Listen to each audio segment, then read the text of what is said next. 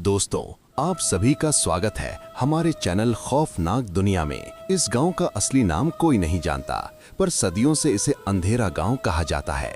यहाँ का एक ही नियम है, सूरज ढलने के बाद कोई भी अपने घर से बाहर नहीं देखेगा और कोई भी दुआरा यानी दिया या बल्ब खिड़की के पास नहीं रखेगा। समीर की गलती। समीर एक शहरी लड़का अपने पुराने दोस्तों के साथ एक रोड ट्रिप पर निकला था। रात के वक्त उनकी गाड़ी का टायर इसी गांव के बाहर फट गया। जब वो मदद मांगने गांव के अंदर दाखिल हुए तो उन्हें हर तरफ सन्नाटा मिला। हर घर के दरवाजे और खिड़कियां काली लकड़ी के तख्तों से बंद थीं। एक बुजुर्ग ने उन्हें अपने घर में पनाह दी, लेकिन एक शर्त रखी, रात भर चाहे जो सुनाई दे खिड़की का पर्दा मत हटाना। खौफ की दस्तक। रात के करीब 2 बजे समीर को बाहर से किसी के रोने की आवाज आई। ऐसा लग रहा था जैसे कोई छोटी बच्ची मदद के लिए पुकार रही हो। समीर का दिल पिघल गया। बुजुर्ग सो चुके थे और समीर ने दोस्तों के मना करने के बावजूद खिड़की का पर्दा जरा सा सरकाया। जो उसने देखा उसने उसका खून जमा दिया। गांव की गलियों में कोई बच्ची नहीं थी, बल्कि लंबे काले साए जमीन से 2 इंच ऊपर तैर रहे थे। उन सायों के हाथ में पुराने जमाने की लालटेन थी, पर उनमें से रोशनी नहीं बल्कि काला धुआं निकल रहा था।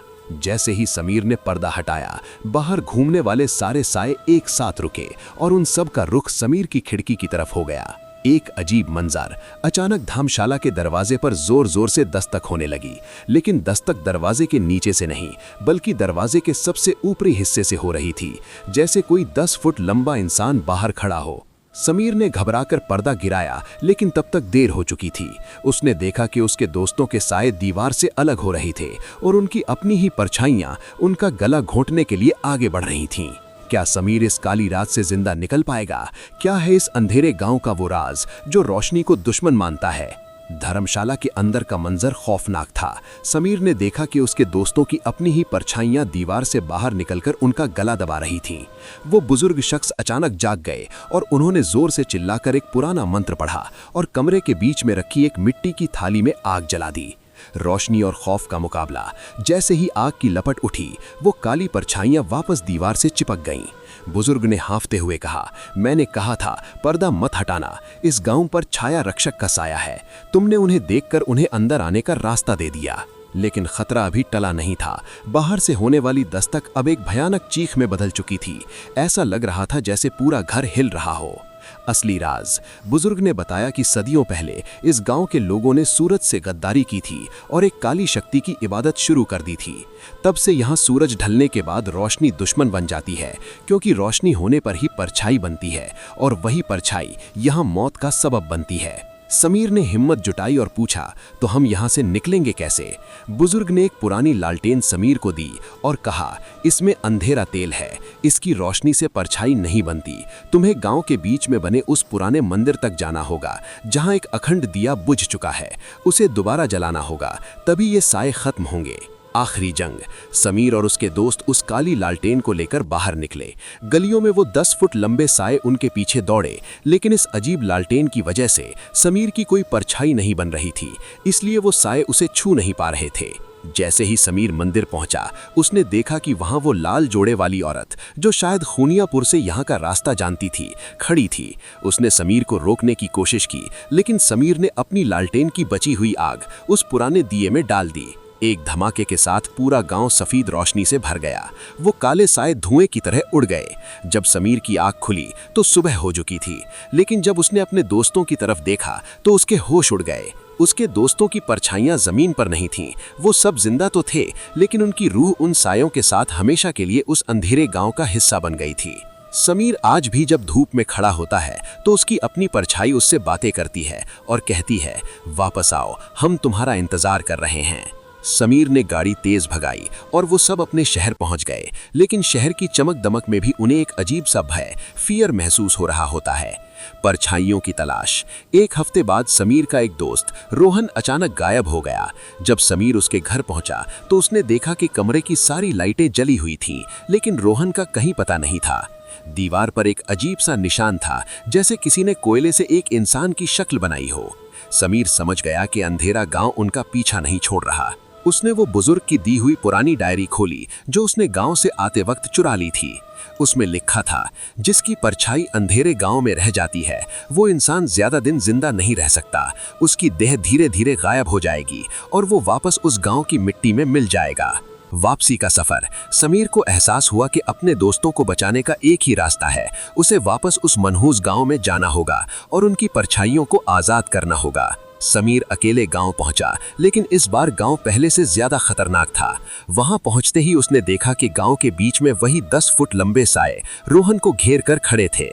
रोहन का शरीर कांच की तरह ट्रांसपेरेंट, पारदर्शी होता जा रहा था। बलिदान और अंत। समीर ने देखा कि मंदिर का वो अखंड दिया जो उसने जलाया था वो अब बुझने वाला था। उस बुजुर्ग की डायरी के आखिरी पन्ने पर लिखा था कि इन परछाइयों को हमेशा के लिए खत्म करने के लिए किसी जीते जागते इंसान का साया विष की तरह काम करेगा। समीर ने एक बड़ा फैसला लिया। उसने मंदिर के दिए की आग को अपने हाथ पर रखा और अपनी परछाई को उन सायों की तरफ धकेल दिया।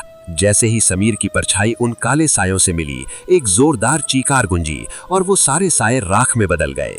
अंजाम। अगली सुबह गांव के लोग जब जगे तो उन्होंने देखा कि गांव में अब कोई अंधेरा नहीं था, रोशनी हर तरफ थी। रोहन और बाकी दोस्त ठीक हो चुके थे और उनकी परछाइयां वापस आ गई थीं। लेकिन समीर वहां नहीं था। लोगों ने देखा कि मंदिर की दीवार पर एक स्थिर परछाई बनी हुई है जो कभी नहीं हिलती। समीर खुद तो गायब हो गया, लेकिन उसकी परछाई हमेशा के लिए उस गांव की ढाल बन गई ताकि अंधेरा दोबारा कभी वापस ना आ सके। 50 साल बीत चुके थे। समीर की दास्तान अब सिर्फ एक पुरानी कहानी बनकर रह गई थी। गांव अब बदल चुका था। लोग अब रात को बाहर निकलने लगे थे क्योंकि समीर की परछाई उनकी हिफाजत कर रही थी। एक नया शौक। शहर से एक यंग फोटोग्राफर करण इस गांव की जिंदा परछाई की अफवाह सुनकर यहां आया। करण को सुपरनैचुरल चीजों पर यकीन नहीं था। उसने मंदिर की उस दीवार पर बनी समीर की परछाई देखी जो धूप ढलने के बाद भी हिलती डुलती महसूस होती थी। करण ने अपना हाईटेक कैमरा निकाला और उस परछाई पर एक बहुत ही पावरफुल फ्लैशलाइट मारी। वो देखना चाहता था कि क्या तेज रोशनी में ये परछाई गायब होती है। गलती की सजा। जैसे ही फ्लैश की तेज रोशनी उस परछाई पर पड़ी, मंदिर की दीवार में दरार आ गई। समीर की परछाई जो सालों से गांव को बचा रही थी उस रोशनी से जल गई और उसके अंदर कैद वो सारे पुराने छाया रक्षक आजाद हो गए। लेकिन इस बार वो साए पहले से ज्यादा भूखे थे। उन्होंने सबसे पहले करण को पकड़ा। करण ने देखा कि उसकी अपनी परछाई जमीन से उठकर खड़ी हो गई और उसकी आंखें बिल्कुल समीर जैसी थीं, दुख और गुस्से से भरी हुई। समीर का आखिरी संदेश। गांव में फिर से अंधेरा छा गया। करण घबरा कर भागा, पर वो जहां भी जाता समीर की परछाई उसका रास्ता रोक लेती। अचानक करण के कान में एक गूंजती हुई आवाज आई, मैंने अपनी रूह दी थी इस गांव को रोशनी देने के लिए, तुमने अपनी जिद में उस पर्दे को फिर से हटा दिया। अंत। करण ने माफी मांगी पर अब बहुत देर हो चुकी थी। समीर की परछाई ने करण के शरीर में प्रवेश कर लिया। करण की आंखें काली हो गईं और वो हमेशा के लिए उस गांव का नया रखवाला बन गया। आज भी अंधेरा गांव में अगर कोई गलती से भी रात को फ्लैश जलाता है या तेज रोशनी करता है तो उसे एक फोटोग्राफर दिखता है जो बिना कैमरे के खड़ा होता है और उसकी परछाई उससे पहले चलती है। सबक। कुछ राज अंधेरे में ही सेफ रहते हैं, उन पर रोशनी डालना मौत को बुलावा देना है। अगर आपको ऐसी रोंगटे खड़े कर देने वाली कहानियां पसंद आती हैं तो चैनल खौफनाक दुनिया को सब्सक्राइब करना मत भूलिए।